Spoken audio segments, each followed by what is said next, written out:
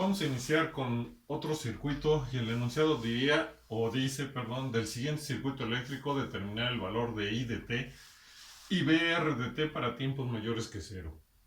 Nos está dando el circuito. Aquí lo primero que siempre hay que tratar de identificar cada vez que tengamos un circuito eléctrico que vamos a ver en el análisis de transitorios es ubicar si en el circuito existen o no interruptores.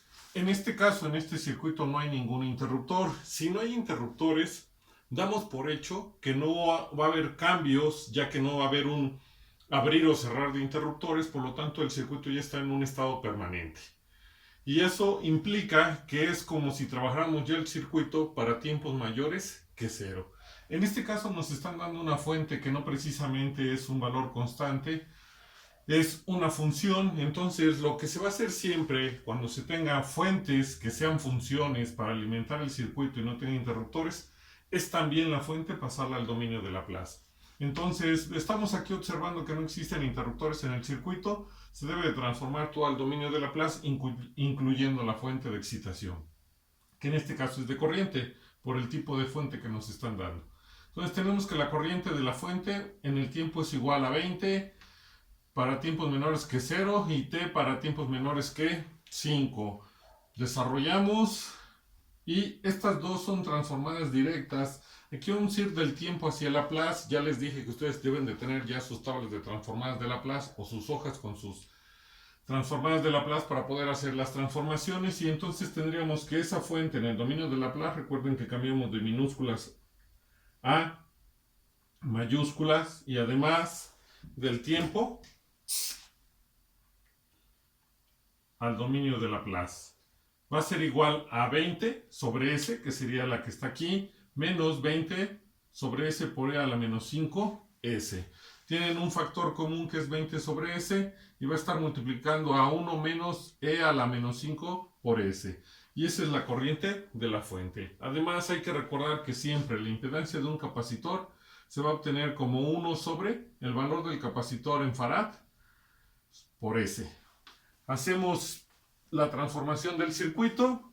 Tenemos la fuente de excitación, que es una fuente de corriente. Los capacitores los transformamos como impedancias.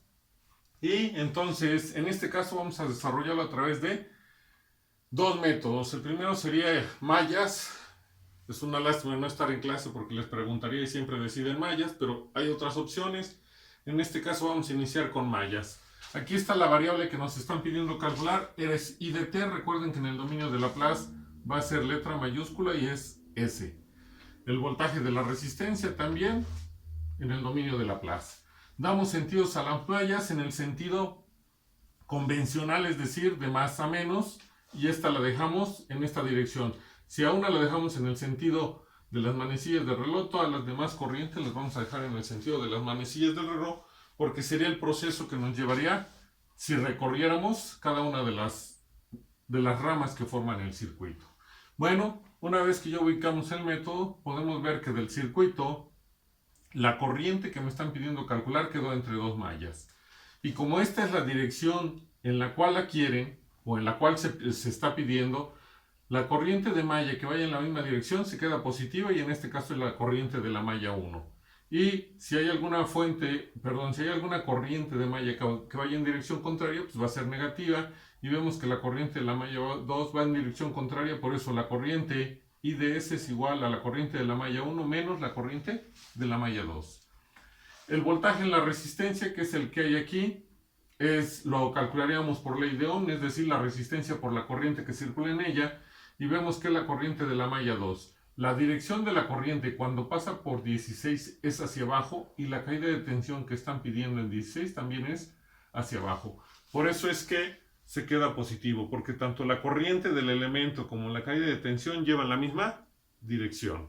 Lo que seguiría sería calcular las impedancias propias y mutuas, pero como es un circuito que no tiene acoplamiento, nos olvidamos de las partes de los acoplamientos y únicamente hacemos la parte que nos dice que para obtener la impedancia propia de una malla hay que sumar todas las impedancias que forman la malla. Vemos que estas las sumamos y nos da 18 más 9 sobre S por la corriente de la malla 1. Y necesitamos la mutua entre las dos mallas, en este caso porque tenemos dos mallas. Estos dos elementos están entre la malla 1 y la malla 2. Si recorremos esos dos elementos con la corriente de la malla 1, su dirección es hacia abajo, y la corriente de la malla 2, su dirección es hacia arriba. Entonces los dos se van a quedar negativos. Si factorizamos el signo menos, tenemos que va a ser menos la impedancia mutua entre las dos mallas, que es 8 más 5 sobre S, por la corriente de la malla 2. Recuerden que esto es impedancia por corriente, y lo mismo esto es impedancia por corriente. Estamos sumando en realidad voltaje menos voltaje nos debe de dar voltaje. Tenemos una fuente de corriente, no la podemos igualar porque nos dice que debe ser una fuente de voltaje. Entonces, siempre que tengamos una fuente de corriente, en este caso, escribimos el voltaje de la fuente de corriente. Si algún profesor dice que eso no existe, bueno, entonces está a criterio de cómo se quiera trabajar. Si él dice que solo hay que poner una E o solo hay que poner una I, no sé qué variable le gustaría usar, pues entonces hay que adaptarse al trabajo de ese profesor. Al menos aquí lo vamos a escribir como VFDC, es decir, voltaje de la fuente de corriente. Y cada vez que se tenga esa situación, que no tengamos una fuente de voltaje, sino una fuente de corriente, les recomiendo, si no lo quieren hacer, la finalidad es que no se equivoquen. Mientras no se equivoquen y lleguen al resultado, no hay ningún problema. Yo les recomiendo que empecemos a enumerar las ecuaciones. Esta sería la ecuación 1. Tenemos que escribir la ecuación de la malla 2, que sería Z21, que es igual a 1,2, pues es menos, que multiplica 8 más 5 sobre S, por la corriente de la malla 1, más la impedancia propia de la malla 2, que lo único que hay que hacer es sumar a todos los elementos, y nos da 36 más 18 sobre S, por la corriente de la malla 2. Como no hay ninguna fuente conectada a la malla 2, la igualamos a 0 y esa sería nuestra ecuación 2. Y siempre que se tenga una fuente de corriente, el circuito, aquí ya lo escribí, pero generalmente no se acuerdan, que el circuito nos tiene que proporcionar un valor más o un dato más, porque si no se acuerdan de esta parte, únicamente escribimos las ecuaciones de malla, tenemos mayor número de incógnitas que de ecuaciones, porque mis incógnitas serían J1, J2 y el voltaje de la fuente de corriente. J1 y J2, es decir, 3 incógnitas y 2 ecuaciones.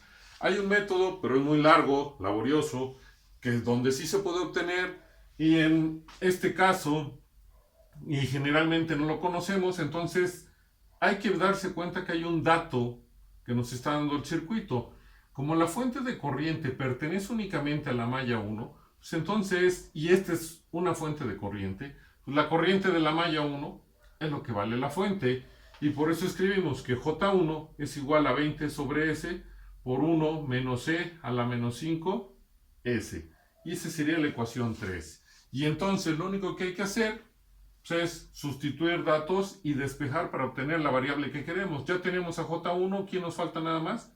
J2, y con esto estaríamos encontrando el valor que necesitamos para calcular tanto la corriente que nos están pidiendo como el voltaje en la resistencia.